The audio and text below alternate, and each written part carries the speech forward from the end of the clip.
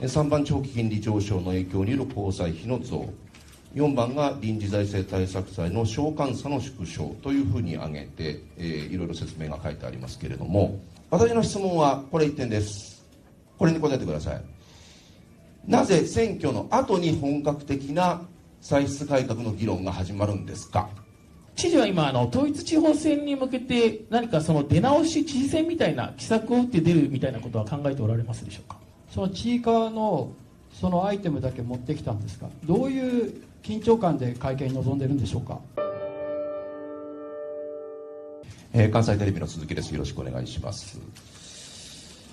私の方からも公債費負担適正化計画案について伺います。先ほどの共同通信さんの質問にもありましたけれども、その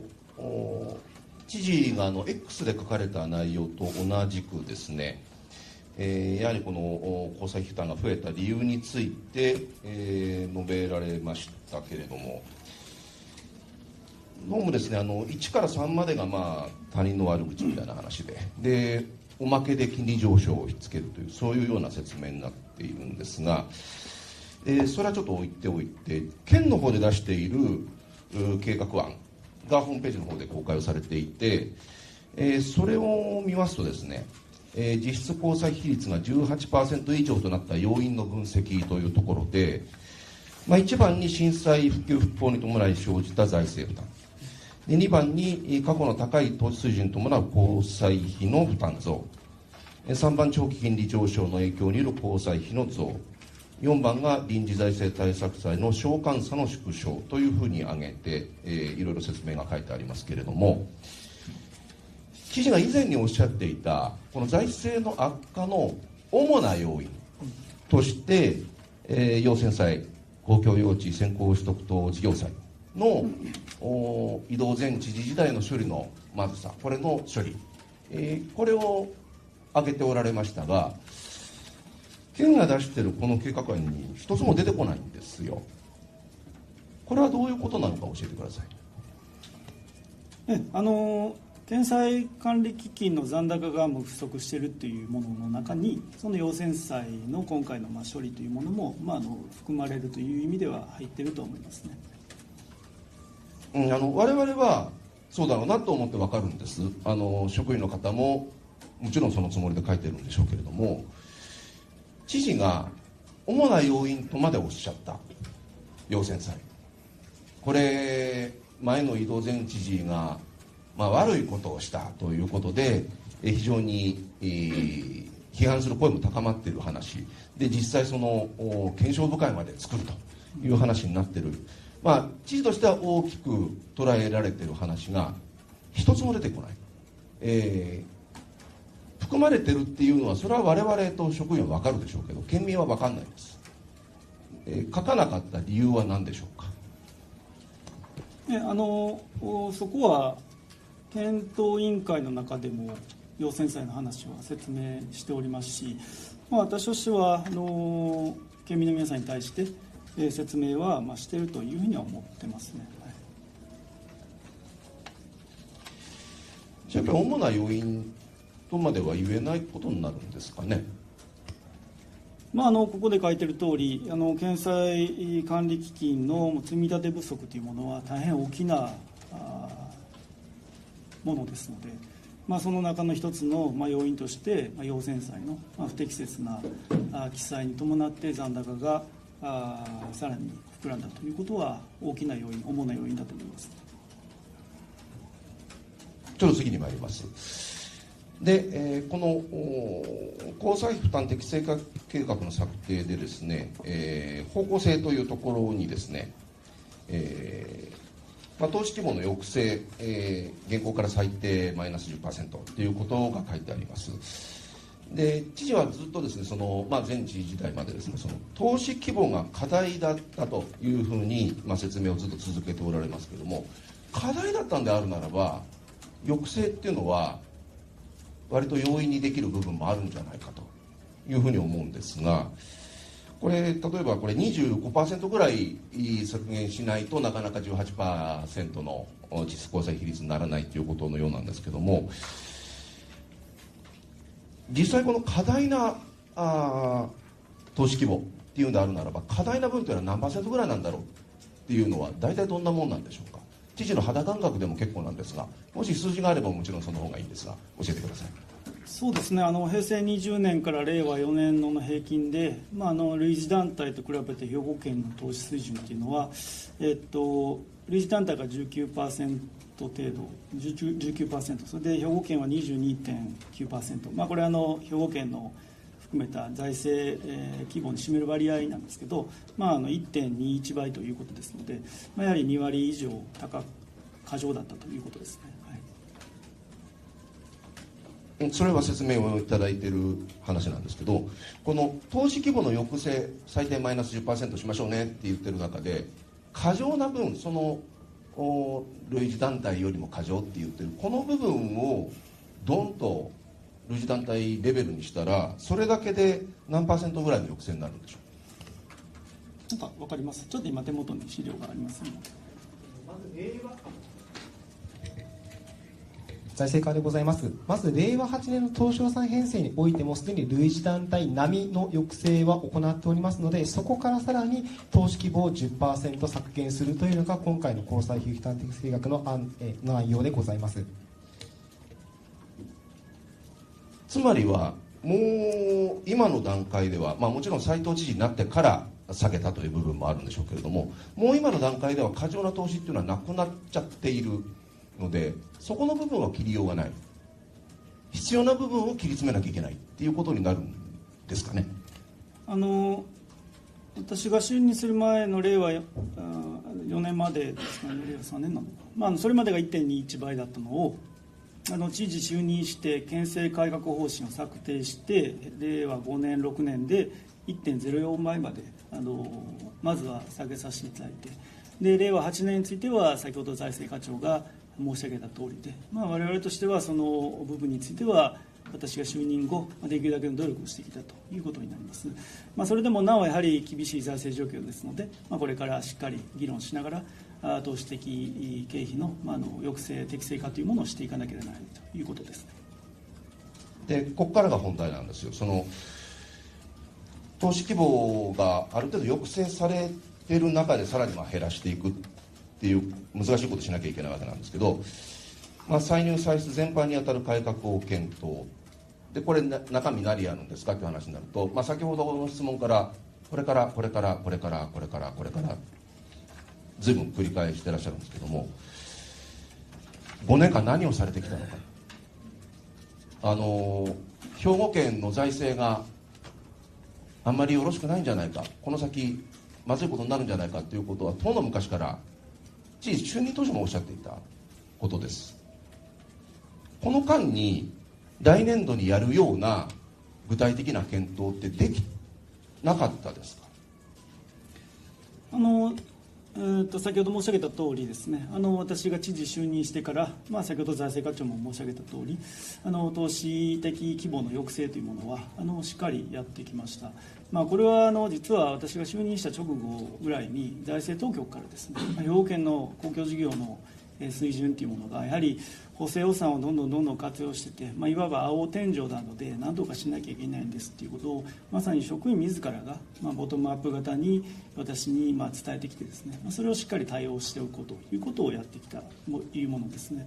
それ以外にも基金の集約であったりとかさまざまな財政改革というものはまさにこの財政課などからですね、ボトムアップ型で戻ってきたものを私はしっかり職員とまさに噛み合った形でですね議論しながらやってきたということですので、財政調整基金の積み立てやですね、海外事務所の統合とかいろんなことは一つ一つさせていただいております。それでもなおやはりこれからさらに厳しい状況が続きますので、しっかり県と現場の職員がですね、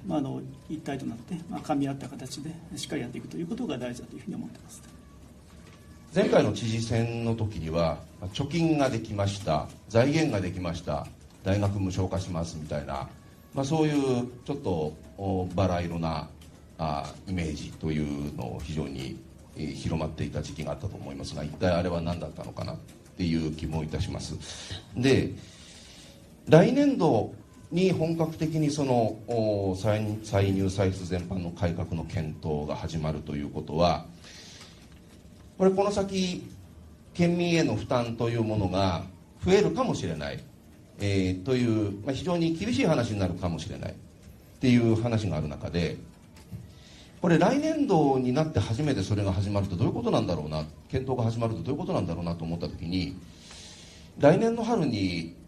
県議会議員選挙があるんですよね。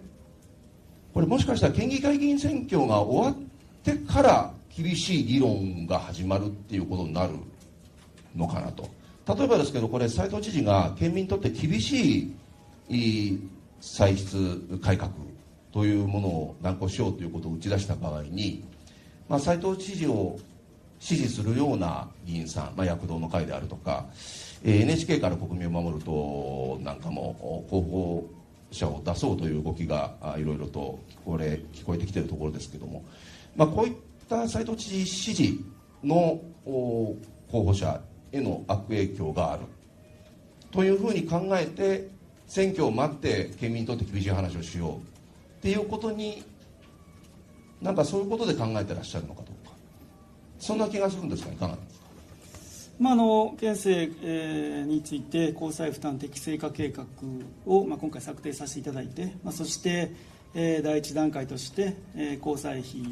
質交際費率が 25% が下回ることのないように計画を、今回策定していくと。そして第二段階として 18% を抑制するための計画を目指して、これから歳出歳入改革をしっかりやっていくという形になります。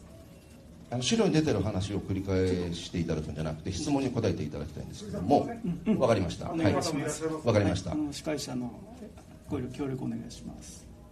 大事な話です。責任ある行政の長、政治家というのは、有権者にとって厳しい話を提示して、それで、選挙に臨むっていうのが常道だと思います。今回の場合は議会の選挙ですので、知事の選挙ではないんですが、知事を支持する人、しない人、いろんな人が選挙に出てくるという状況があります。私の質問はこれ1点です。これに答えてください。なぜ選挙の後に本格的な歳出改革の議論が始まるんですか。第一段階として、今年度、そして令和9年度に向けて、歳出歳入にわたる検討をしっかりやっていくということです。そして第2段階においては県議会の方にもおそらく特別委員会とかっていうものを設置するという動きもあるというふうに思いますので、しっかり議会とも協議をしながらやっていくということです。この適正計画に基づく取り組みというものは、先ほど毎日新聞さんからもありました通り、やはり中長期的にどのように下げていくかということをしっかり腰を据えて議論していくということが必要だというふうに思います。県民の生活、そして未来の投資と財政健全化の両立の道をですね、図っていくという中長期的な長い取り組みになってきますので、これはやはり今年と来年しっかり時間をかけてですね、県民の皆様にもご理解いただけるような、そういった改革をやっていくという意味で、私としてはもちろん今年度や来年度当初予算でもできることはしっかりやりつつ、きちっとした計画、そして行革のプランを作っていくということが大事だというふうに思っています。終わります。フリーランスの中澤です。よろしくお願いします。7月15日、ちょっと古い話になるんですけれども、衆議院厚生労働委員会で兵庫県文書問題をめぐる公益通報者保護法について辰巳幸太郎議員から質問がありました。知事は議事録をお読みになられたでしょうか。ちょっと詳細は承知してません。以前、この問題で高市首相の答弁読まれましたかという質問に対しても公務多忙で読んでいないとお答えになられたので、今回もスルーされたんだろうなと思っておりました。冒頭、辰巳議員は本年6月の知事の県議会での文書内容が真実と信じるに足りる相当な理由があるかどうかを確認することは法及び法の趣旨に照らして法律上禁止されているとは考えておりませんという答弁を読み上げられました。そして辰巳議員のそもそも通報者の探索は禁じられているということでよろしいですよねという質問に対して、消費者庁はやむを得ない場合を除いて、探索を行うことを防ぐ措置を取ると、このようにお答えになっています。兵庫県が知事の指示のもと通報者を探索したやむを得ない理由を教えてください。ご指摘の件含めまして、当該問題についてはこれまで述べさせていただいている通りですので、県としては適切に対応してきたということでございます。これまで述べられたっておっしゃられたんですけれども、きっちりとお答えになってないから、去年の通常国会だけでなく、秋の臨時国会では予算委員会で首相答弁にまで発展し、そして今年の通常国会でも取り上げられているんです。一地方のね、知事個人の発言が3回の国会で連続して取り上げられるって異常事態だと思うんですけれども、答えてらっしゃらないからじゃないですか。国会においてはさまざまな論点についてさまざまな形でのご議論がされるものだというふうには承知しています。そうなんですけれども、知事個人の法律の解釈について3つの国会で連続して首相答弁まで含めて質疑がなされているんです。それは知事がお答えになってないからなんですよ。兵庫県が知事の指示のもと通報者探索をしたやむを得ない理由を教えてください。国会においてはさまざまな論点についてさまざまな議論が当然本会議や委員会などでされるということだと思います。やはり国会は老図性の場ということです。県としてはご指摘いただいた点を含めまして適切に対応してきたということです。今県としてはとおっしゃったんですけど、質疑の内容は県としての質疑じゃなくて知事個人の法律解釈について議論がなされているんです。主語を変えないでくださいね。去年の12月幹事社の朝日新聞さんから、2月毎日新聞さん、3月神戸新聞、6月産経新聞から質問の趣旨を的確に捉え率直なご回答いただきますようお願いしますと注意されています。治ってないから半年余りで4回も送られるんじゃないんですか。兵庫県が知事の指示のもと通報者探索をしたやむを得ない理由をお教えください。県としては大変繰り返しになって申し訳ないんですけれども、ご指摘いただいた点についてはですね、適切に対応させていただいております。だから主語は県じゃなくて知事個人の法律の解釈なんです。主語が間違っています。知事自らが設置した第三者委員会がやむを得ない場合に当たらないと言っているんです。一方知事はね、今年の6月の議会でさっきも言ったように文書内容が真実と信じるに足りる相当な理由があるかどうかを確認することは法及び法の趣旨に照らして法律上禁止されているとは考えておりませんと、通報者探しは合法であるとおっしゃられたわけですから、法の定めるやむを得ない理由は何ですかとお尋ねしています。はい、繰り返しになって大変申し訳ありませんが、当該問題についてはですね、これまで答えさせていただいている通り、県としてはもう適切に対応させて主語は県じゃありません。お答えにならないので次いきます。12月1日からの改正公益通報者保護法が施行されます。7月15日の消費者庁の答弁の中で、公益通報者保護制度 Q&A というのがあって、公益通報した場合には不利益な取り扱いをする旨を事業者が告げるまたは示唆する行為などが通報妨害の例として記載されていると答弁されました。辰巳議員は法令遵守をしないことや違法状態を放置することも公益通報をした場合に不利益な取り扱いをすることを示唆することに該当する、すなわち新しい法が施行された時点で知事が今のような態度を取り続けること、それが法律違反に当たるというふうに、辰巳議員はおっしゃっているんですけれども、知事はこの点どうお考えになられますか。県としては公益通報の制度ですね、そして法の趣旨などを踏まえまして適切に対応してきております。辰巳議員は自ら設置した第三者委員会の調査報告書を一顧だにせず、自ら正当化し居直り、告発対象となった自らが関わった法令違反の調査に真実相当性がないので公益通報ですらないと強弁して違法状態を続けているのが今の兵庫県知事でありますと国会で断言されました。国会議員から違法状態を続けていると言われているんですけれども、知事は抗議されませんか？承知しておりませんので、コメントがちょっと難しいです。承知してません。国会の議事録出てるんですよ。適切に対応させていただいております。衆議院議員が国会で違法状態を続けているのが今の兵庫県知事でありますと、明言されているんですけれども、それでいいんですか？知事が大好きな名誉毀損での提訴とかお考えになられませんか？承知しておりませんので大変申し訳ありませんがコメントはできません。国会の議事録3回国会で、知事の個人の法律解釈が議論になっているんですから、議事録をきっちり読んでいただきたいと思います。以上です。他にございますでしょうか。知大さん。選挙地知大です。よろしくお願いします。前回の記者会見でなぜ、映画変更報道を見に行ったのか、どうせ見に行くんだったら今大ヒットしているちいかわでいいのではないかと突っ込まれて、その時知事はちいかわをご存じなかったのですが、この時ちいかわの存在を知ることになり興味を持って見に行かれたと思います。世の中で流行っている娯楽に触れて、ハバタンという兵庫県のキャラクターの物語があったら見てみたいなどのアイディアもありました。こうした娯楽の中にも県政運営につながるヒントがあったのではないかとお察ししますが、ちいかわがどんなものかっていうのはなんとなく分かりましたでしょうか？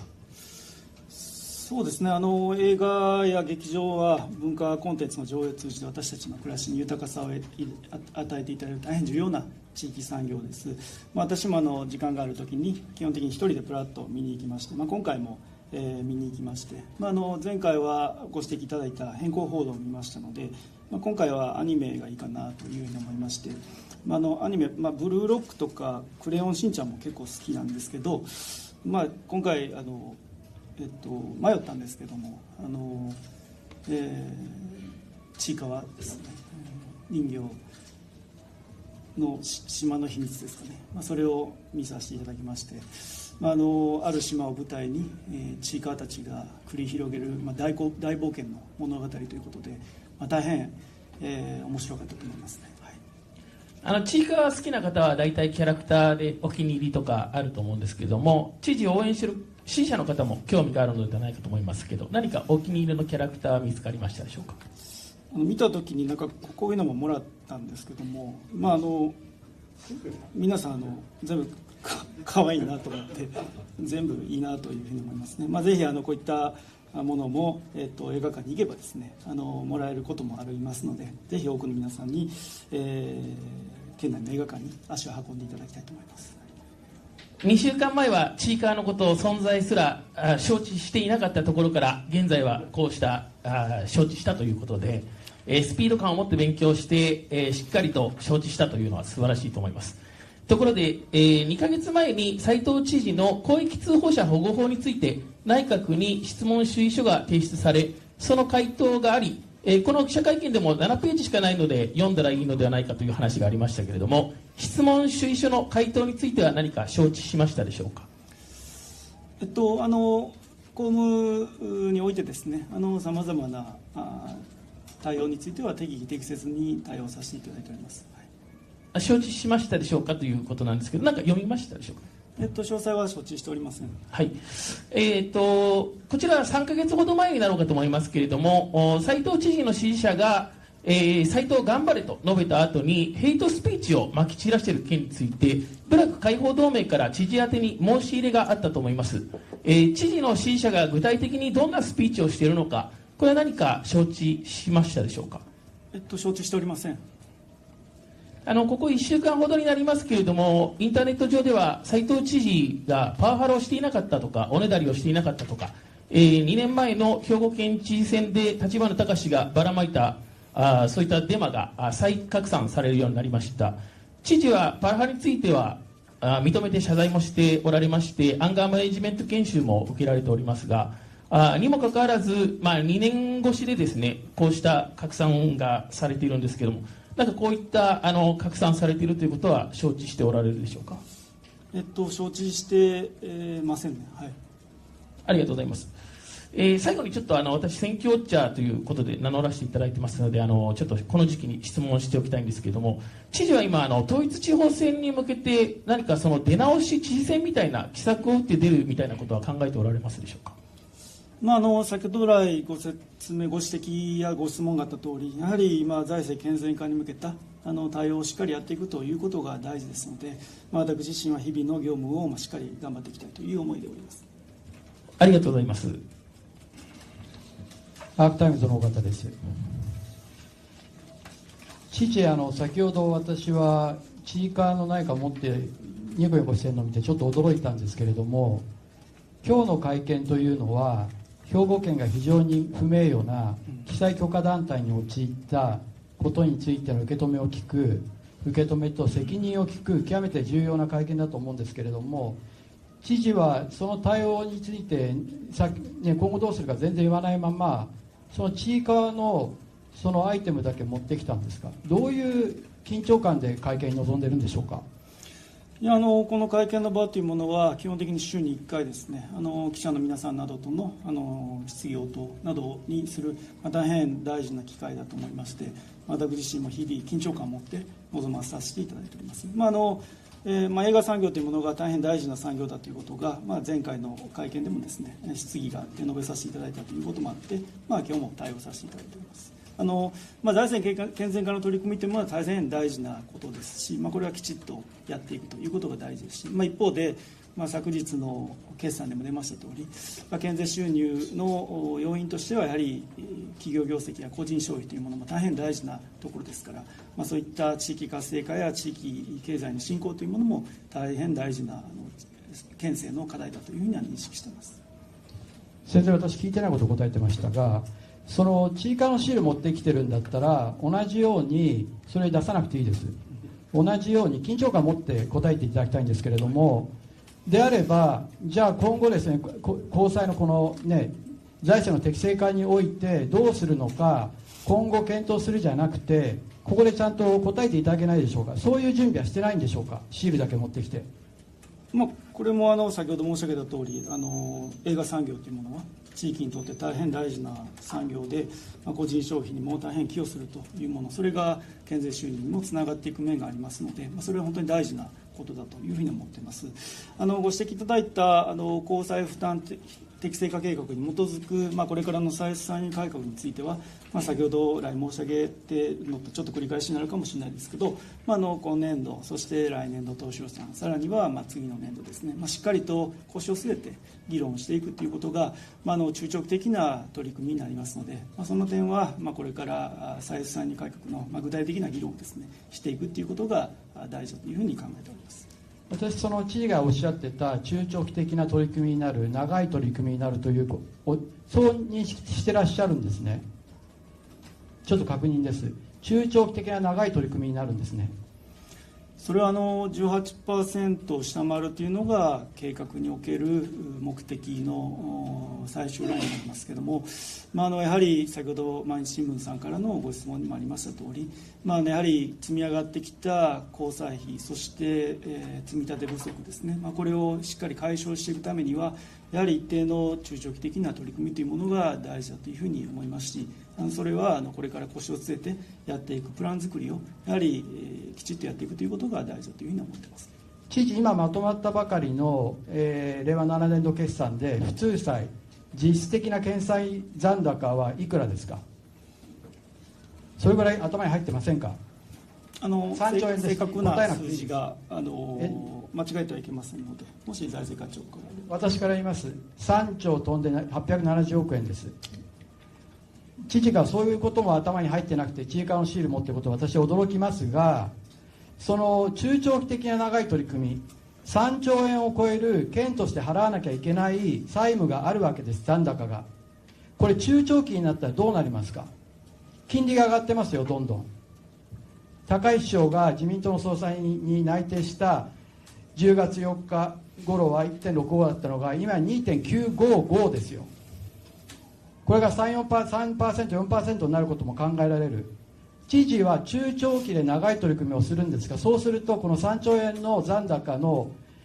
利息、利子は 1% 上がれば単純計算で300億円ですよ。知事が中長期で長い取り組みと言っている間に兵庫の財政はどんどんダメになり、どんどん公債財政は硬直化していき、兵庫の財政はどうにもならなくなると思いますけど、それでも中長期、つまり今すぐに対策を打ち出さなくていいんですか、私は緊急に対策を打ち出さなきゃいけないんじゃないですかということを言ってるんです。その緊張感が全くないんじゃないですか。3兆円もの借金があるんですよ。緊張感を持って日々仕事にはですね、そして今回の財政、健全化の取り組みについても対応をさせていただいております。知事は今、私聞こうと思ったのは、3兆円を超える普通債の残高があって、それを長い取り組みでいいんですよね。知事はそれを減らして財政健全化しよう、一刻も早く計画を策定して動き出そう、今年度補正でもいい、来年度予算でもいい、そうやってやるのが普通だと思いますけど、それ全然やらないんですか。来年のその統一地方選の後なんでしょうか。その点については検討会でもご議論いただきながら、第1段階、第2段階として、着実にプランを作って実行していくということが大事だと思います。中長期的っていうのは 18% を下回るというところはですね、短期的に急激にするということは難しいので、それを中長期的に 18% にどう近づけていくかということを、しっかりやっていくということであって、この間収支不足というものも、この数年間は出てきますから、それに備えてもちろん、この数年来にしっかり対応していくということも重々認識しておりますので、そのあたりもしっかり緊張感を持って知事と財政当局をはじめ現場がですね、噛み合った形でしっかりやっていきたいというふうに思います。緊張感を持ってと言いながら持ってきてるのはシールだけなのでちょっと驚きますが、そして第一段階そうやって挑発してるわけですね、知事はね。そうやってやるのは結構ですけれども、県民に対する3兆円の借金を全く減らしてないという責任はどうお考えですか。今回その県税等の収入500億円増えて1兆飛んで280億円ですよね。545億円増えているのに、これ普通債、県民が払わなきゃいけない借金残高は76億円しか減ってませんよ。なぜこういうことをまだやってるんでしょうか。なぜこの積み上がった借金残高、そして積み立て不足が問題なんですよね。そこになぜ手をつけずにいるんでしょうか。なぜ今回もこれだけ税収500億円を超上がってるのに債務残高は70億円しか減らしてないのはなぜですか。なぜそういう運営をするんでしょうか。問題を先送りしているとしか思えませんが。毎年度の歳入ですね、それから交際費の償還等については計画に基づいて適切に実施しているというものです。過去からの借金の積み上がりがですね、交際費として現れているということ、そして毎年度、事業等に伴って交際費も発行するという記載も発行する必要があるということで、きちっとそこはやっているということですけれども、私が就任して以来先ほど申し上げた通り、公共事業の適正化というものは進めておりますし、そのあたりは今後ですね、適切にやっていきたいというふうには考えています。知事、その公共事業の投資的経費が減ってるって言いますけれども、これ県が出した資料によると令和5年、令和6年、令和7年、今閉まった年度それぞれ2287、2364、2432増えていってますよ。これ井戸県政の令和1年の2378よりも令和7年の決算の方が多いですけれども、知事は比較して減らしていると言いましたが、兵庫県の置かれている状態は記載許可団体に陥り、そこから早期健全化団体に行く、そういう状態ですよね。それなのになぜもっときちんと投資的経費を減らさなかったんでしょうか。なぜ増やしてるんでしょうか。それ言ってることとやってることが違いますよ。なぜ増やしたのかお答えください。公共事業というものはその時々に応じてですね、事業というものは適切に対応しているということですね。私が申し上げているのは就任前の 1.21 倍から私が就任後 1.04 倍、そして先ほど財政課長が申し上げた通り、今年度についてはそこをさらに適正化したということです。知事はまさにさっき鈴木さん聞かれたことで、財政課が言っている今回ですね、記載許可団体に陥る理由で書かれていることと知事が X で書いていること全然違うんですけれども、で財政課の方には要遷債という文字はこの前のですね試算をしたときに、これ検索かけるとこの前試算をしたときに要遷債について、検討したからっていうその一言あるだけで実質的に何の記述もないわけです。で知事はさっき管理基金の積み立て不足の話してましたけれども、5000億っていうのはこれずっと前から言われていることですよね。で、知事が言ってる要請債は300億円ぐらいですよね。5000億円のうちの300億円って何%ですか。300億円っていうふうにおっしゃいますけど、それもやっぱり大きな積み立て不足の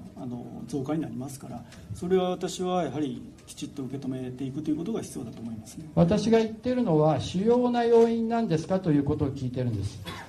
私も参加したこの会見で主な要因って言いましたよ、知事は。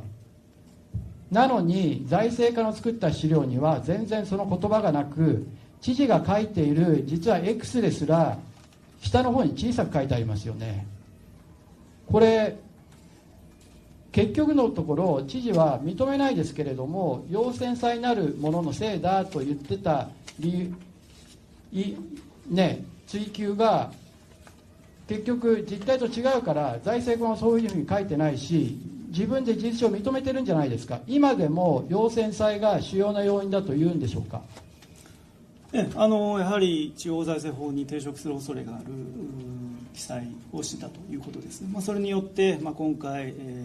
積み立て不足額が増えたということで、本当に大きな要因、主な要因だというふうに思っています。まだ思うんですね。ちょっと驚きました。財政当局の言ってることと違うんですね。じゃあ重ねて聞きますが、そのはい、時間もうすぐ終わが迫ってますので、最後でお願いします。はい、しかし知事であれば、この今違法状態なわけですよね。私もそこは取材しました。じゃあなぜその違法状態をすぐ解消しないんでしょうか。だってこれ要請債の償還30年ルールだっていうことで、令和12年度まで影響を引っ張るわけですよね。これ違法状態が知事が今いる中でずっと続くわけですよ。これなぜ違法かというと、負債が積み立っていて、貸借対照表で言えば資産が立ってないからですよね。であればこの違法状態、今斉藤知事の下で違法なんですよ。なぜこれ繰り上げ償還するなり違法を解消しないんでしょうか。これ違法はもうすでに知事の責任、これ政治責任の話なので、その金融機関云々って話は私は聞いてますけれども、そんなことより知事はここで何度も地方財政法違反って言ってますよね。であればそれを真っ先に解消するのが知事としての政治責任なんじゃないでしょうか。それ知事がお答えください。法律に抵触するという話で、県としての行政上の対応ですので、財政課長から答えてください。財政課でございます。今回の要請債を市場からどのように調達したかということによって償還できるかどうかということが決まってまいります。今回の要請債につきましては、10年間で償還する満期一括償還債として市場から調達したものであり、調達先との契約関係から繰り上げ償還が困難のため、違法状態が続くものの、償還期限までの間、他のことに使わないように区分経理をし、適切に取り扱うということは、検証等を待たずに、しっかりと当局としても対応してまいりたいと考えております。それは私、財政課に聞いてましたけれども、それは調達先との話し合いなわけですよね。銀行ですよね。要するに銀行側に頼めばいいじゃないですか。地方財政法違反で大変なことになったと、大変だって言ってるのは知事ですよ。なぜその違法状態をすぐ解消しようとしないんですか。いろいろなスキームの作り方があるはずです。それを考えようともしないんですか。先ほど財政課長が答えさせていただいた通りですね、県としては適切に対応しております。全く政治家としての答えになってませんが、じゃあ最後に知事、もう終わりじゃない、最後の一問ということでしたけども、はい、もうこれで終わりですね。はい、ありがとうございました。短く、いや、もう最後の一問ということで今短くって言っていただいているから、知事最後今の関連です。逃げないでくださいよ。はい、端的にお願いします。はい、今回の総務常任委員会に出した資料から、その県債残高、まさに県民が負担する借金残高ですね、その実質的な県債残高という表記が消えました。この間何年もあったものです。普通債という通常債という言い方だけだと思います。なぜそういう分かりにくいこと、不透明なことをするんでしょうか。臨時財政対策債を入れたら、それは地方交付税で措置されるものだから分かりにくいわけです。国税によって措置されますから。なぜ知事は透明性っていうことを何度も言ってますよね。なのになぜ実質的な県債残高県民に一番伝わる言い方の説明をやめたんでしょうか。申し上げますけど、先ほどあと1問っておっしゃっていただいたので、そこはきちっと司会者のご指摘に円滑な進行のためにご対応いただきたいというふうに思います。ご指摘の点については実務的なことですので、財政課長からお願いします。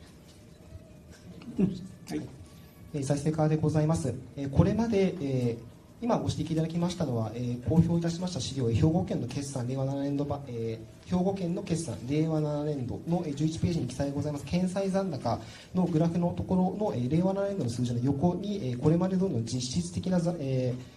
済残高についての記載がないということに対する質問でございます。これまで、この下の白い部分の通常債、等の残高について、そのままの金額を実質的な残高として記載をしておりました。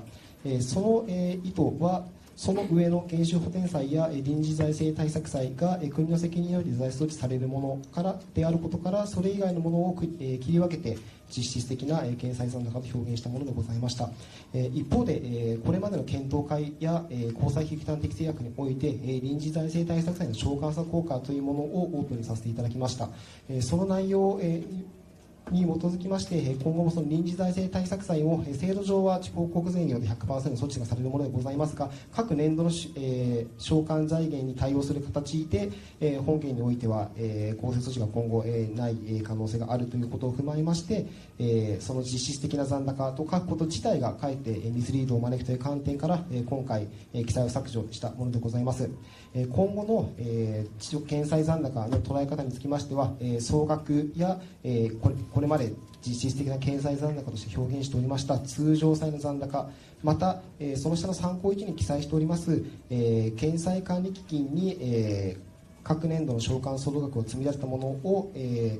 控除した地方財政調査方式に基づく検済残高の推移、また交付税措置の影響を除いた財政負担の曖昧を表す実質公債比率などの指標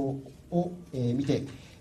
ご理解いただければと思いますし、その指標等の内容につきましては財政当局としても今後内外に向けて分かりやすく説明させていただきたいと考えております。以上でございます。はい、以上です。ありがとうございます。すみません、知事はもういいですか。幹事社さん、ちょっと1点だけ、